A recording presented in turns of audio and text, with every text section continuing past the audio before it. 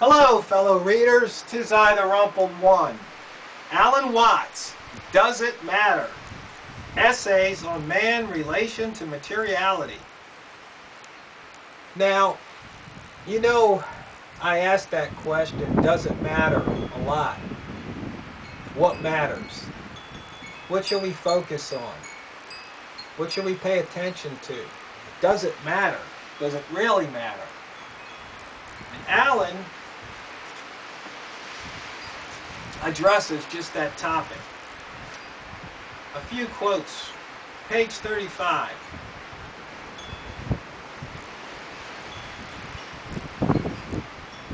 Another way of eating the menu is preferring money to wealth. A psychic disorder directly related to the hallucination that time is a physical reality. To be fair, there are still some substantial and excellent products for sale in our supermarkets. But if you are bewitched by money, what happens? You take your loaded cart to the cashier, who clicks out a long strip of paper and says, $30.25, please. You are suddenly depressed at having to part with so much wealth, not realizing that your wealth is now in the shopping bags and that you're going to walk out with it. For the money was a future, a promise to pay, an abstraction now converted into present and substantial reality. And you are unhappy because you have exchanged the expectation of good things to come for actual goods. Just as time is a way of measuring motion, money is a measurement of material wealth and power, a system of bookkeeping. And when this is not understood, a nation with vast material abundance can, as in the Depression, starve for lack of purely symbolic cash. Ponder that.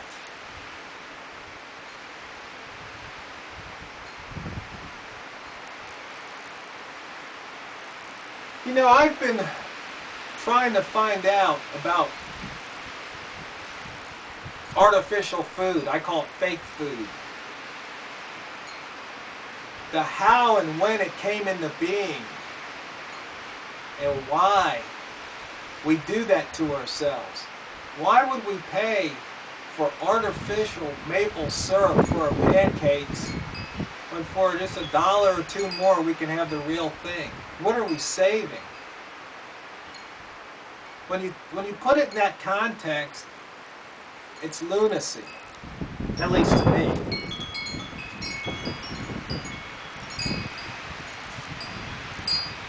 Also on page 35, continuing.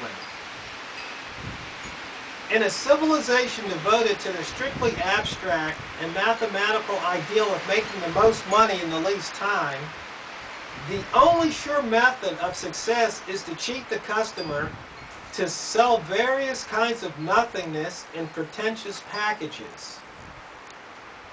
Spray your watery tomatoes with wax to make them look real, but then having made the money, there is nothing real to buy with it because everyone else is cheating in the same way.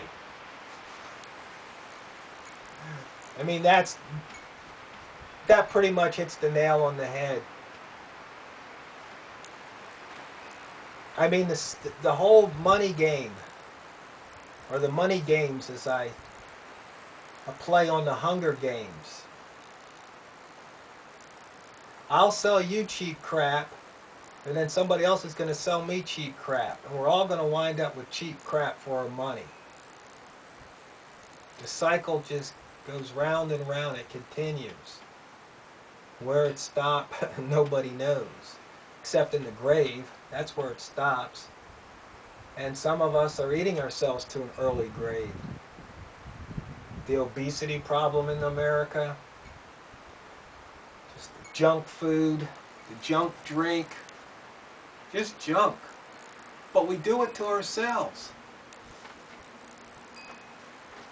Let's move on. This was quite the chapter.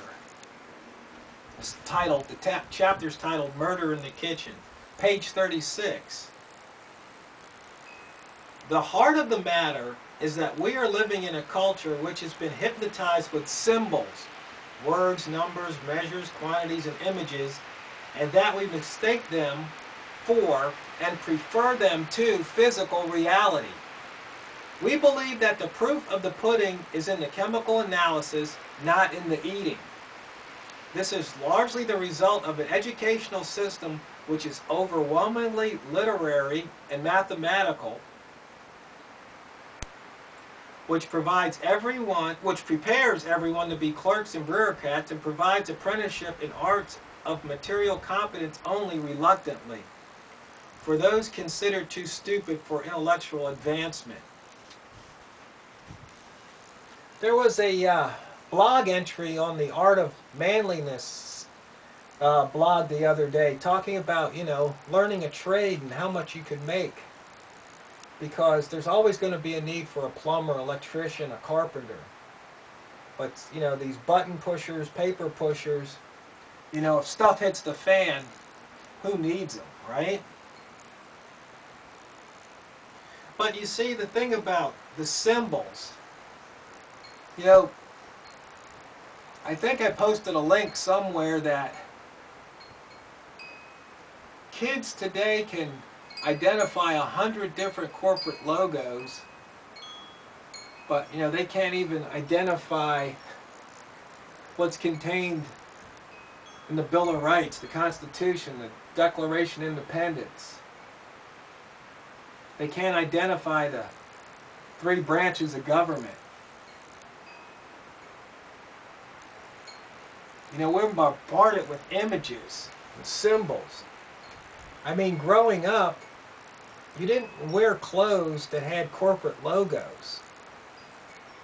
They just weren't around in the 60s and 70s. And I remember my friend Eddie Boy, hey, shout out to you, Eddie, and I think I've told this story before. In fact, I still have it. It's a shirt. It's a Coca-Cola shirt that his uncle gave him. His uncle drove a truck for Coke. And it was a white shirt with green pinstripes, and it had the Coca-Cola symbol. I think it had Sprite and Tab. And he gave me one of those shirts. And I used to wear it to school every day because I thought it was cool. Way ahead of my time. There weren't logos on shirts, but now it's hard to buy an item of clothing. Even dress shirts have a little polo player or alligator on it, or something that identifies that product to others. We're walking billboards. I mean, look at soccer players now, their uniforms. And you can remember when Jim McMahon got fined for having an Adidas headband. So the next week he had a headband that said Roselle on it, because Pete Rozelle was commissioner at the time. But now, I mean, you look at the football players, they've got Nike swooshes, and it's just rampant. Of course, NASCAR rolling billboards.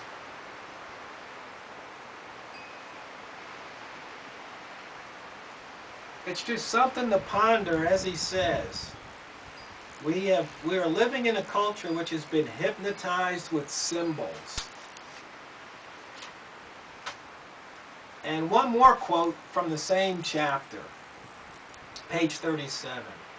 The shops are empty of all but trash, thrown together by slaves working joylessly for cash with one eye on the clock. Thus, there are virtually no jobs to be had for those who delight in expert workmanship in producing the necessities of everyday life. The jet, aircraft, and scientific instrument are marvelous, but houses, cars, fabrics, bathtubs, carpeting, jewelry, suits, chinaware, beds, and lighting fixtures are simply phenomenal failures of human imagination. Incidentally, if you want truly elegant glassware for the kitchen, jars, funnels, decanters, bottles, buy it from a dealer in laboratory equipment.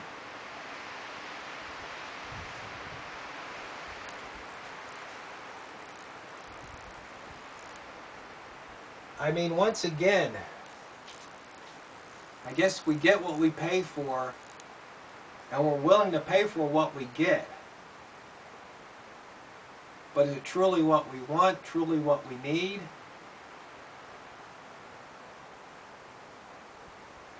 We settle for imitation when the real thing's only a buck or two more.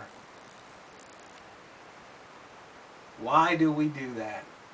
Something to ponder, and I'd love to hear your take on the matter. Once again, Alan Watts, Does It Matter? Essays on Man's Relation to Materiality.